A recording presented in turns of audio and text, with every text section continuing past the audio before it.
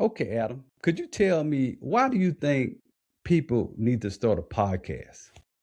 Man, this is the first time in history that we've all had the ability to write our own histories and to be part of telling and controlling our own narratives. Never happened in the history of the world in the past. And so now is the time for people to get involved and to not take this moment for granted. Nice, nice. I like that. Well, listen, audience, welcome to Bartell's Money Talk. I'm Johnny, and today we have a special guest, Mr. Adam Torres. He is the cream of the crop podcasting guru. So I'm gonna let him introduce himself to you, and then we're gonna dive into some good topic discussions here. Yeah. So first off, thank you for having me on. I've been waiting to get on this show for a while, and I'm glad we could finally match it up. And I'm excited to get on here and talk about podcasting, why podcasting matters, why it's the perfect time for people that have always considered starting a podcast. Like when you start, when you begin, something matters, and I'm going to talk about why it's important. And also I'm offering to your listeners, everyone that's listening out there, a copy of my brand new book, 1 Billion Podcasts, absolutely free, complimentary, no paying, no back end weirdness, nothing like that. You just download, you get it for free at 1billionpodcast.com. Oh, nice. I like it. Okay, thank you for that, Adam. Well, listen. So thank you for telling us about your book because I think that's very important. Because when I saw the One Being podcast, I was like, man, that'll be a good book for anybody to kind of read who Mm. wants to start a podcast, who's thinking about starting a podcast, who is currently podcasting, whatever the case may be. It's a good book. So if this is an opportunity to get it for free. So please, Absolutely. please Hmm. go out there and download it and get your free copy of the 1 Billion podcast. So Adam, tell me what made you start a podcast in the first place? Well, first, I think on that kind of stuff, I get a little bit too much credit. And you'll notice in my history and in my upbringing through media, through podcasting, and all this, I wasn't really built for this business. Like I resisted it all. My first book, I didn't want to write that. I was like, writing a book's dumb. Now, by the way, we've published over 400 authors, and I own a book publishing company. Like, but I didn't know in the beginning. I didn't know why to do it. And then podcasting, when it was first proposed to me that I should launch a podcast and to get my voice out there and do these things, I was like, I'm not doing that. That's dumb. Why would I do that? Like, that sounds like an absolute waste of time. So I was not, and the other co-founder, he's like, well, if you don't do it, then should I do it? Because then and he's the deal maker. He's the one out there making deals, partnerships, whatever. So I'm like, oh, so you're basically saying if I don't do this, our revenue's about to drop. Guess what? I'm gonna launch a podcast. but but I didn't take it serious on the very first podcast that we launched. Let me tell you, I was so scared. I didn't even my very first show. I didn't even use my real name. I was so scared. I was deathly Wow. afraid people would find out that I was doing a podcast and all these other things. And I was in my head about it. I'm like, oh man, this is kind of scary stuff. And then finally at some point when we did launch one, I still didn't take it serious. I'm like, I don't want to throw, I come from the old school. Like, I don't want to throw good money at something bad or something at a bad project that I don't know is going to work or is not tested. So I had a very backwards thought process on this because again, I didn't know anything about this business or media at this time. So this is a solid 9 years ago or so. And I finally, so we launched it, and I don't even know if I call that a show, man. I didn't know what an intro was, an outro. I don't know if I ever really even listened to a podcast, like a full episode of anything before. You could have called that first show tape recordings with Adam that are unedited and uploaded on his phone. That should have been the name of the first. I don't know, like SEO might not have loved it, but that's what it was. And I cranked out over 300 episodes, and lo and Wow. behold, we built an audience. I'm like, come on, man. I think people are listening because they're like, this guy doesn't know what he's doing. This is a train wreck. Let's see what happens next. I think that's why maybe some of the current listeners, that's what they're still doing. I don't know. They're like, let's just see what happens. And they followed. Well, you know what? Evidently, whatever you was doing worked because I mean you've been doing it for wow, you said 9 years now. So I think that's Almost a testament. 7,000 interviews in now. Almost 7,000. Wow. Yeah. 7,000. Yeah. Wow. So I think one of the key things that a lot of the audience want to hear is this. What drives revenue if you start a podcast? How did you make the revenue from a podcast? Well, first off, I love this question. It's one of my favorites. And the reason why it's my favorite is because people have all of this. It starts this with this misunderstanding of value Mhm. versus what they're actually providing. Like they don't understand their value. And I try to explain this to people. And by the way, I go through this very specifically and I lay out plans. I lay out every way that I've been able to monetize is actually in the book. And I lay them out specifically and I give my exact blueprint and what I did. I also do free webinars, things like that, just showing people how to do it. And my reasoning behind that is because it's not as difficult as people think, but they believe what they're told. So that's the Yeah. problem. See, I didn't come from media, so I didn't know any of this stuff. So I'm going to give you the number one thing and the number one way and there's more in the book, but I'll give you the number one way that I've been able to monetize from the beginning. And I did it by accident. I didn't know that you weren't supposed to do it. So here's how. I didn't even know. I'm like, all right, so when I was a financial advisor and when I was managing money, I was in finance almost 14 years. I managed a little under $200 million. So Okay. I worked hard in that business. And guess what? People paid me for my time. When I go to the dentist, do I have to pay? Yes, you Yes. do. When I go to my lawyer, does my lawyer answer my call? He's like, "Hey, Adam, how you doing? I'm just your friend, and I want to let you take up my time and waste it because why? Or do I got to pay?" No, you gotta pay. Gotta pay. So the first thing I did was in the beginning, I didn't know this game. So I was like, I did all these interviews and it was going good. Everything's good. In the beginning, we had to beg people to come on the show because nobody knew who we were. We didn't have a website. We didn't have anything, right? But Right. over time, guess what? I started investing in the platform. I built a company around it. I built it. Now I was hiring people, editors. Now I was looking at the numbers and I'm like, hey, guess what? This doesn't work if I don't start bringing in revenue. So then the first thing I thought was, who's getting the most value on the show? Who at that point in the beginning, when you got a small show, who's getting the most value? I'll ask you, who is? I think really at that time, that's the audience that's even though you have a It's not. small. It's a small audience. It's the guest. The guest is getting Oh, all the value. Why is the guest getting all the value? Because they're the one that's getting the promo. They need social media content. They need distribution. d They need a post on LinkedIn. They need content, period. I don't care if you got 10 downloads or 20. They need content, right? So mm, who's getting the benefit in the beginning? Not your 10 listeners. it's the No offense. gas. My mom was listening. She's no longer with us, but thank you, mom, from up above. And she was pulling. I'm like, dang, mom, you better have all your people in the retirement home listen again. I need some Oh more my downloads. goodness. So it wasn't them, it was the guests. So then Oh, in my nice. mind, the first thing I would think of is I'm like, okay, I have a supply and demand issue here. And I'm breaking this down as business so people understand what actually took place Nice, because I didn't nice, know. I was nice. like, okay, who's getting the value in this? Okay, the guest is getting the value for sure. Because I'm spending the time, the money, the infrastructure. Because at this point we're editing, right? I'm no longer, and now I put Mhm. some money into this. So now I've made an investment and the guest is the one and I work on my craft. So they also have the ability of working with an experienced host. So Nice. all of those things, the guest is getting the value. So I'll pause there. So now the guest is getting the value. So now what's the next business principle? Supply versus demand.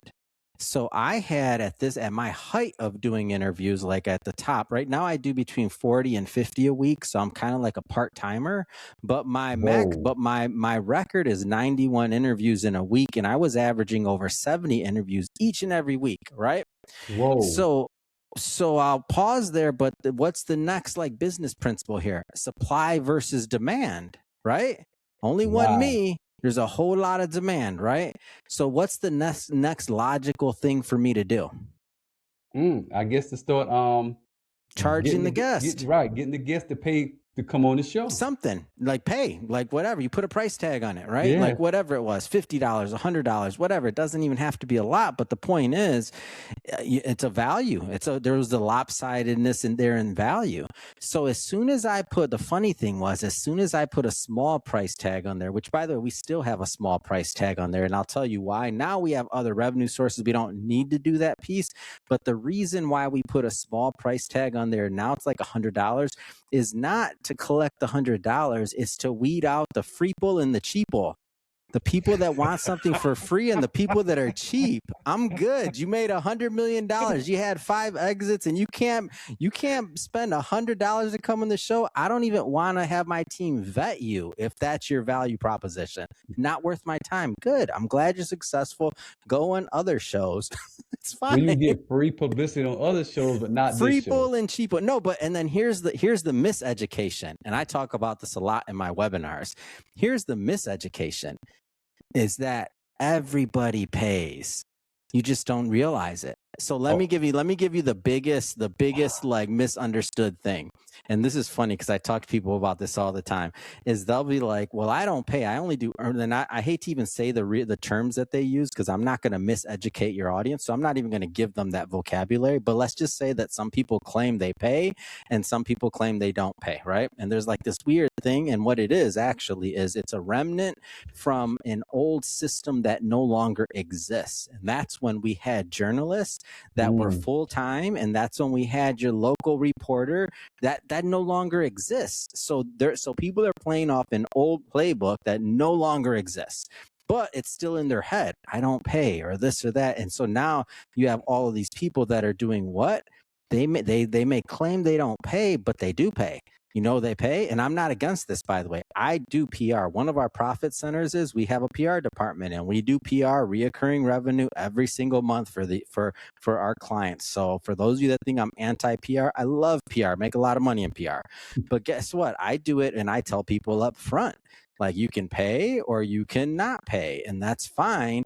But when people come in there and they're like being pitched, so I'll have like a PR person that pitch us and say, "Hey, I want to get my client on the show. They're the best thing since sliced bread, right? They're amazing. They've done this, they've done that."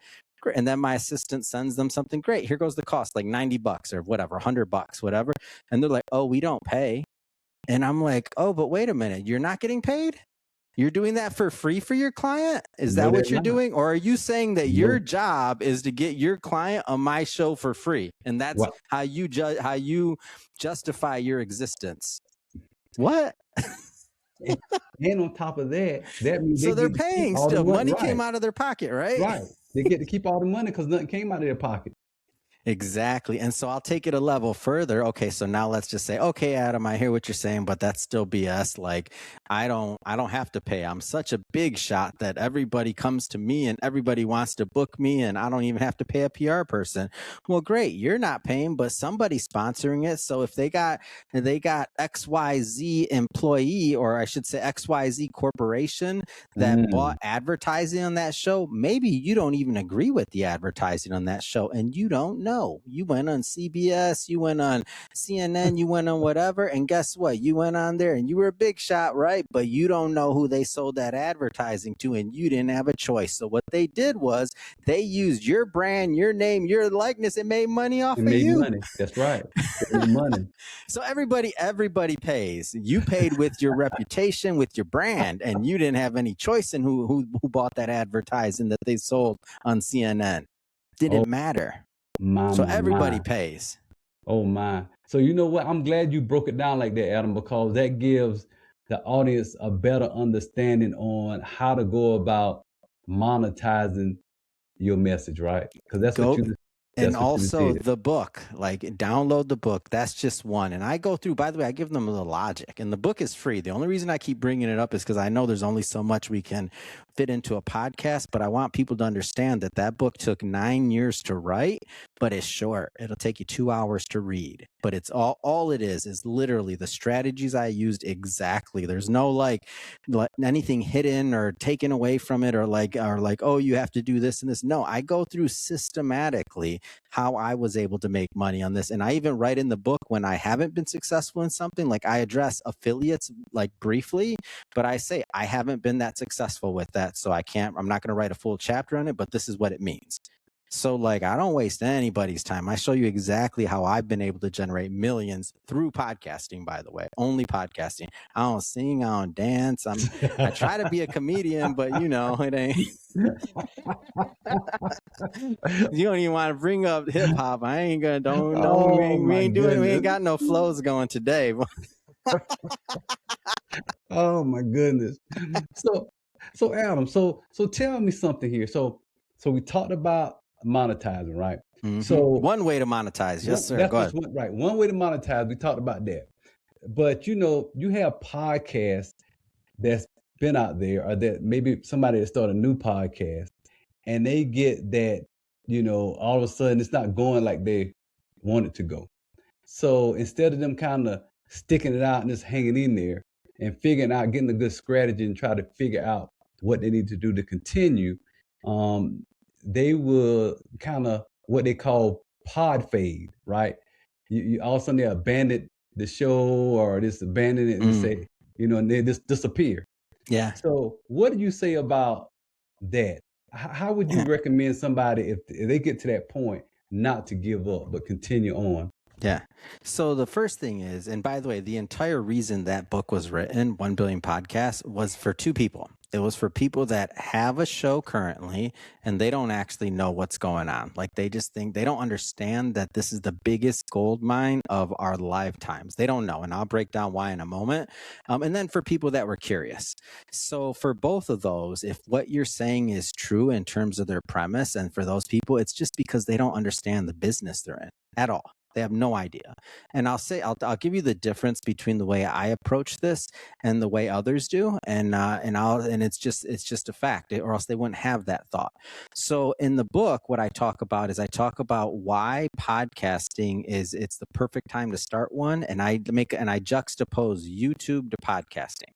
And so when we look at YouTube, over depending on where you get your data, over 150 million Yes. YouTube channels, something crazy, Yes. right?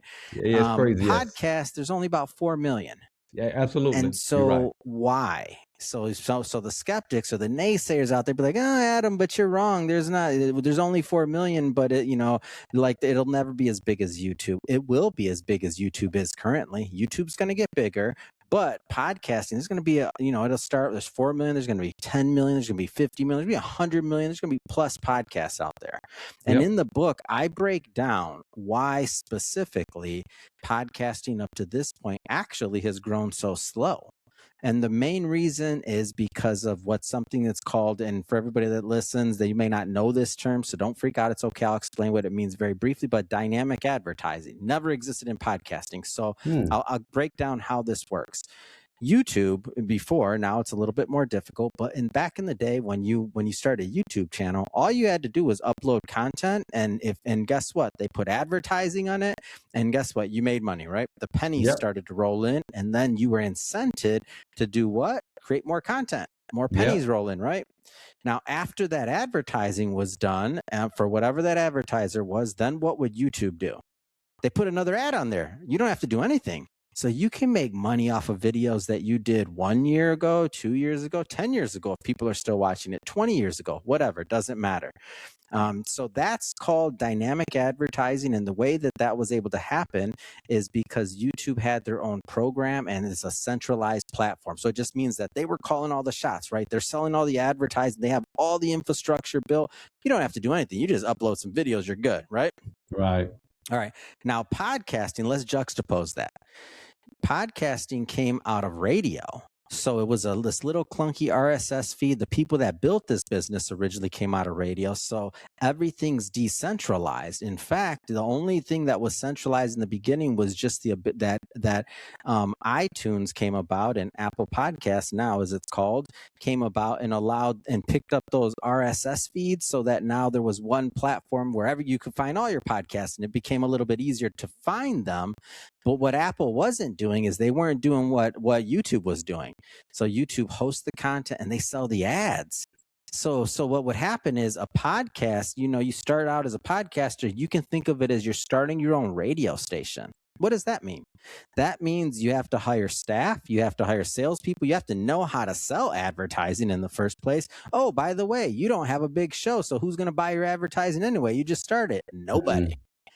So now dynamic advertising, those same opportunities that were introduced through YouTube originally, are now on podcasting. And so now fast forward a bit here, and 80% of revenue now in podcasting is attributed to dynamic advertising.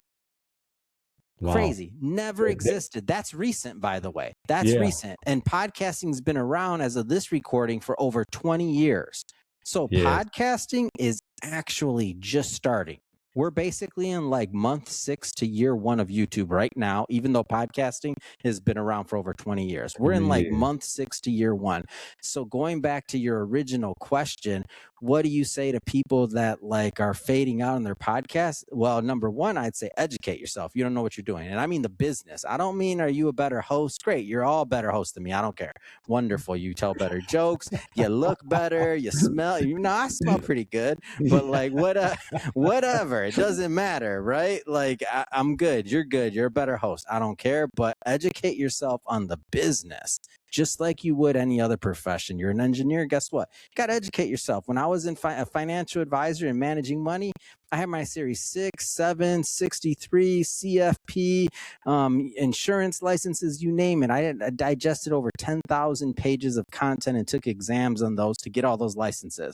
As a podcaster, I'm approaching reading more than 10,000 pages on the business of entertainment. So And that's the difference. And if you do that and you realize, and if you even just take what I'm talking about here today just a little serious, then you'll realize that if you don't quit your show, and I do go, and I also have strategies in the book on how to stay consistent on your show, including how to schedule your recording, all those other things. But some people are going to create generational wealth from this business. And it's not even because the show started out good or even that there's some special talent. What it's going to be is they're riding the trend of the entire industry. yes, yes, yeah. And you know, that's funny you said that because you're right, and because it's just now over. I think it was like when I looked, it was like over 4.5 million.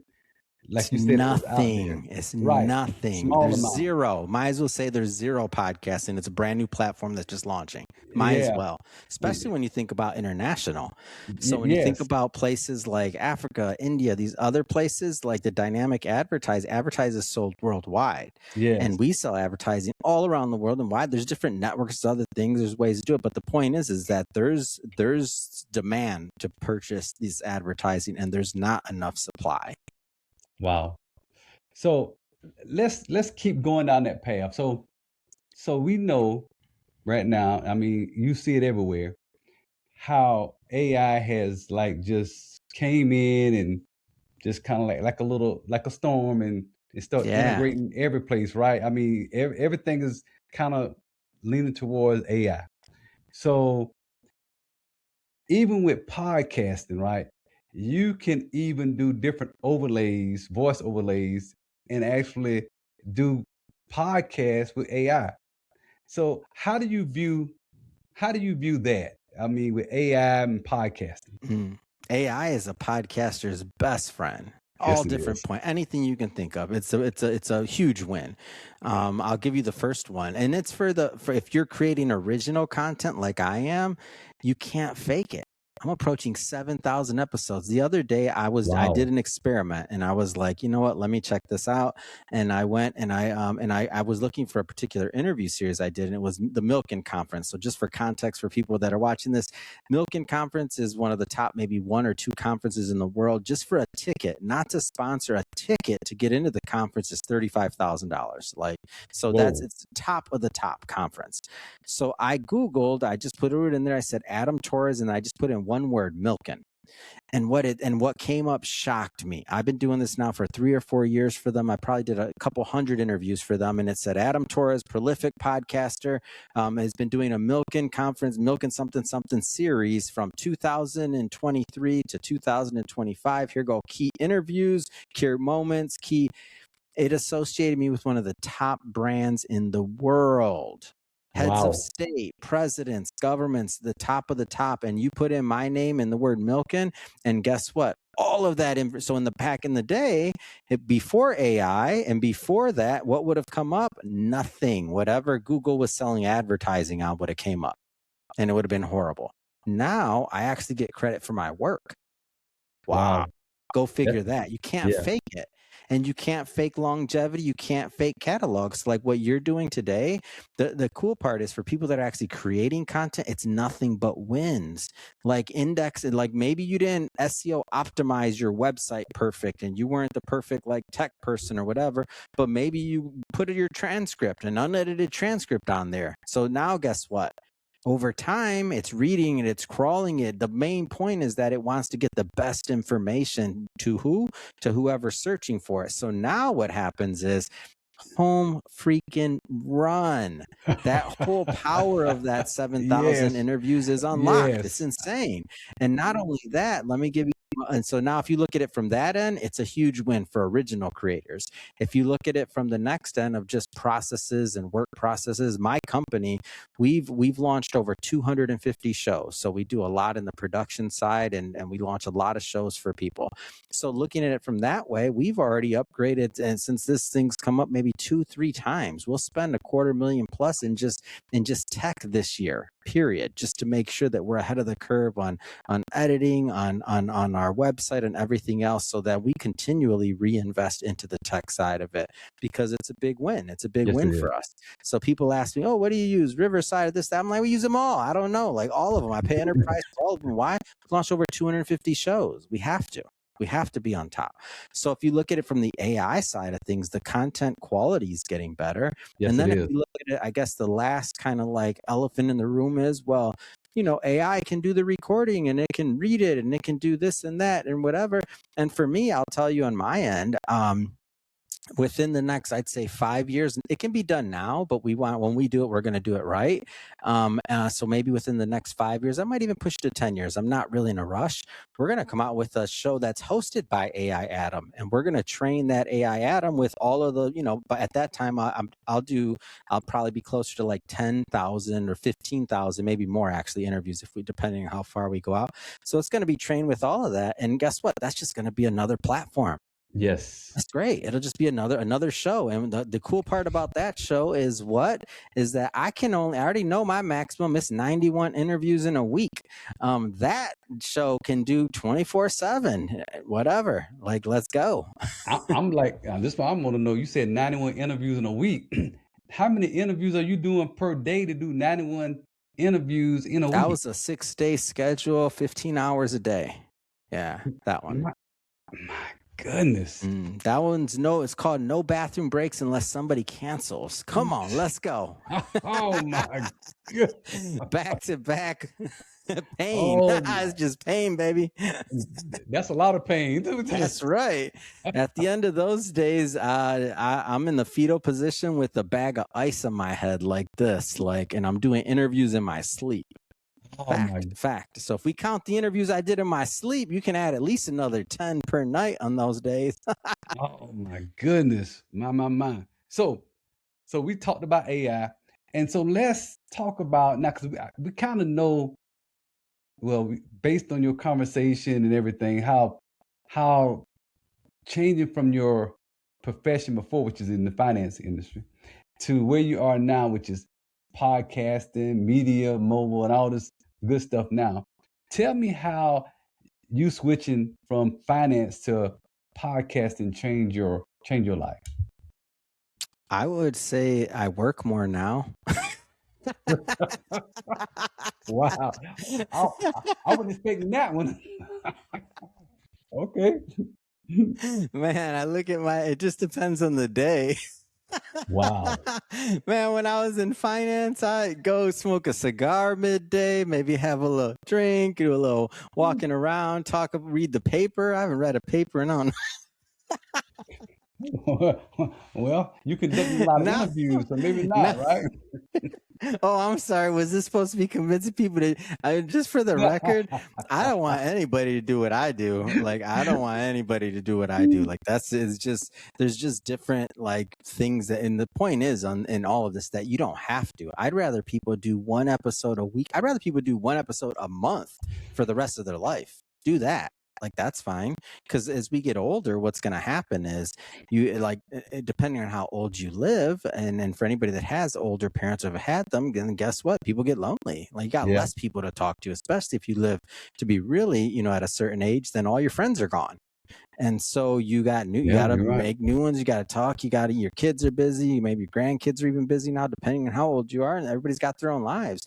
You got your podcast. You'd be 100 years old podcasting. And by then, depending on how many years you've been doing this, you probably got a large audience. And probably the people that want to get on your show are some of the most interesting people in the world. So your quality of living goes up.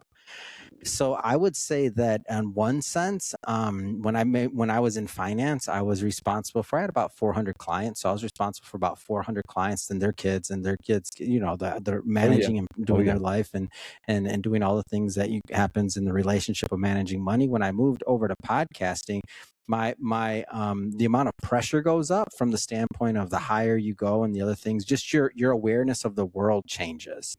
Like your little siloedness of living in where I lived in my finance bubble, that kind of burst, and it was more like, oh wow, there's more things going on in this world than just making money or charts or stocks or equities or investing. Like, so it kind of brought me, I think that God put me on that journey to be more in tune with the world and have a better, like, and to be in touch and to understand there's other things going on other than money. Like, cause that's all I was focused on. I was just focused on money. Not saying money's not important. I'm still focused on money.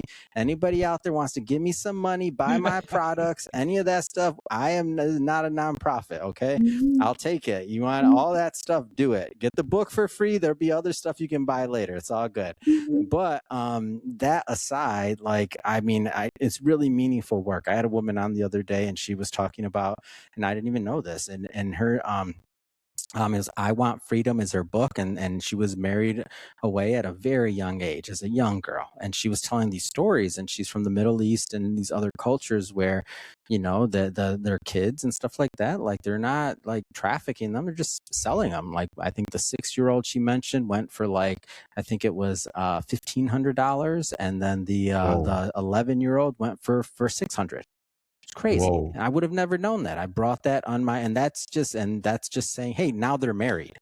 And the man that bought them was, like, I think he was in his 60s, maybe 70, Wow. she said. Yeah. And that was the cost. So I would have never known things like that, and I would have never had the responsibility to bring them to an audience and a bigger awareness. So I would say that my purpose went way further up, but the work did too. Like, God wasn't playing. He's not like, oh, Adam, yeah, it's cool. Oh He's like, yeah. nah, you got to go to work, buddy. That's what God told me. Well, you know what? The word says to whom much is given, much is required. But I So, was chilling. I was good. I hey, wasn't hey, hey, trying to do all hey, that, hey, but I hey, wasn't even asking. I was hey, good. hey, hey, what? I liked what was already given to me. You know how they say the teachers, the person that opens their mouth, that's the one that ain't getting through that Hey, needle. hey, Well, hey. however that went, I butchered it. So you're going to get comments. Everybody knows what I'm talking about. You just know I butchered it, but you know what I'm talking about. TD Jakes, come on, where you at? No. Oh my. Oh my goodness. So Adam, before we like end our show here, I would like for you to give at least 2 nuggets to our audience to kind of, just kind of guide them through if they're thinking about starting a podcast, if they're whatever. Just give them two nuggets that you can leave them that will be some value. The number one nugget is to have the correct expectations. Sometimes what people will do when they start a podcast, and it so doesn't make any sense, but it does when you hear it. But, like, if they really think about what they're doing, it's ridiculous. Is what they'll do is they'll compare podcasting stats and the dopamine hit they get from to something like an Instagram. So Instagram, I'll just break down some real simple math. Let's say you put out an Instagram post and you get, like, I'm just going to keep the numbers really low. Let's just say you get, I don't know, 100 likes on an Instagram post. Okay. How much time were spent in those likes? 100 seconds? You think each person even spent a whole second? Nope. Probably not. More like a nanosecond. But let's give them a second, right? So let's just say they spent a second on it. So let's round it up. They spent 2 minutes. We'll round it up, okay? So they spent 2 minutes with your content. Now, let's say that you get 100 downloads on your podcast. And let's not even say 100. Let's say you get 10. Let's say you get 10 downloads. And let's say you're doing a 30-minute show. Let's not even say it's an hour. Let's say you get 10 downloads. That's 300 minutes of somebody's life that they gave to you. They could have watched a Netflix series that cost $50,000, $500,000 in production value. They could have watched a movie, and that cost $1 billion, whatever, hundreds of millions of dollars to create, and that grossed over $1 billion. Instead, those 10 people spent a half an hour with you, and you don't respect it. That's the number one failure right there. They look at the stats and they don't respect those 10 people, and they start looking at it, and they look at something like Instagram, but they don't understand the podcast. These are your raving fans. These are the people that actually like you. Like, these are the people these are your future. If you're in this to make money, these are your future customers. These are your future referral base. This is your future community. This is your future if you want to throw events. These are your future attendees for your events. These are your promoters. The podcast is the most special thing you can do to connect with people. And so and if you think about it, like if you go back in time and think about like Johnny Carson's day, where do people watch like Johnny Carson? When they're in bed with their wife or husband, watching him on TV. So it used to be a joke, like they're inviting Johnny into their bedroom, right? Like that was every single night. Well, where do people like listen to their podcasts? When they wake up in their bed, like whatever, they got an earbud in, they got like they're in the car with their kids. And I'll give you one step further on this one. Johnny Carson he was invited into your bedroom on a TV, right? Now people listen in AirPods. So technically speaking, literally, you're inside of somebody's orifice while they're in their bed with their husband or their wife. And there's a vibration physically going through their body. I'm not going to go any further than that. You can take that a bunch of different ways. I'm going to stop there. But if you think about what biologically happens there, it's so much more intimate. Like in the real world, in the physicality of world, not like in a made up, like kind of woo-woo way. It's like physical as it gets. So when you think about that, now when you look at those 10 downloads, look at them differently. Look at them differently. Cultivate the audience. See how you can get in touch with those 10 people. Ask them, say on one of your episodes, hey, I noticed I got 10 downloads consistently every week. I'd love to know who those 10 people are. Do me a favor and send me a DM on Instagram. I'd love to connect with you guys. And guess what? We're going to do a Zoom call, and we're going to call it My Top 10. And I want to build a community with you guys because you're listening every week. Yeah, and you know what? It's not that hard. That's powerful, Adam, what you said. That's powerful. I mean, because you're right. That's powerful. It's not that hard. Yeah, it's like you just got to but this is where people go wrong. Here goes, that's one big nugget. I'll go with the second nugget. Here's where people go wrong. They Google something, they read it, or even they chat GPT it. What are the best strategies to blah, blah, blah? And they don't use their independent thought. Think. All you got to do is think. It ain't that hard. I got 10 downloads. Who are those 10 people? Yeah. Yep. Let me connect. That's it. Connect, build community. Like like don't be scared. Like that's the part where people are, in my opinion, they're missing it. They're just like, they're regurgitating, no, what do I got to do? I got to go buy this AI tool because this AI tool is going to do this or that. And by the way, we have them all. So I buy all the AI tools, but I have infrastructure. I have a lot of employees, and I got a team who that's their job to do. But me, I'm not doing that. And if I was starting over again right now from scratch, I'd do it the same way. I wouldn't be buying every single, like figuring all this out. I'd be like, who are those 10 people? I'm curious. I want to meet them. And guess what? One of those 10 people probably knows some people too. One of them probably loves your show, and they're like, hey, I'm part of this Chamber of Commerce. I'm part of this BNI group. I'm part of this other. I'd love to have you come and speak. Boom.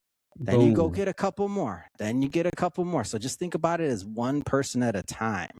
That's what you got to be thinking about. And on Instagram and all these other things, like you're not going to go viral. Your podcast is not going to go viral and all of a sudden it blows up. Even if you have a viral episode, a lot of people may listen to that episode, but you didn't earn the trust of all those people in order to hit the subscribe button. Right. So they might listen to your episode, but they ain't going to subscribe. Why? Because they don't know you. Yeah. It's okay. But that's okay. Because guess what? Another episode goes viral. They keep hearing your name. They keep seeing your face. They keep hearing your voice.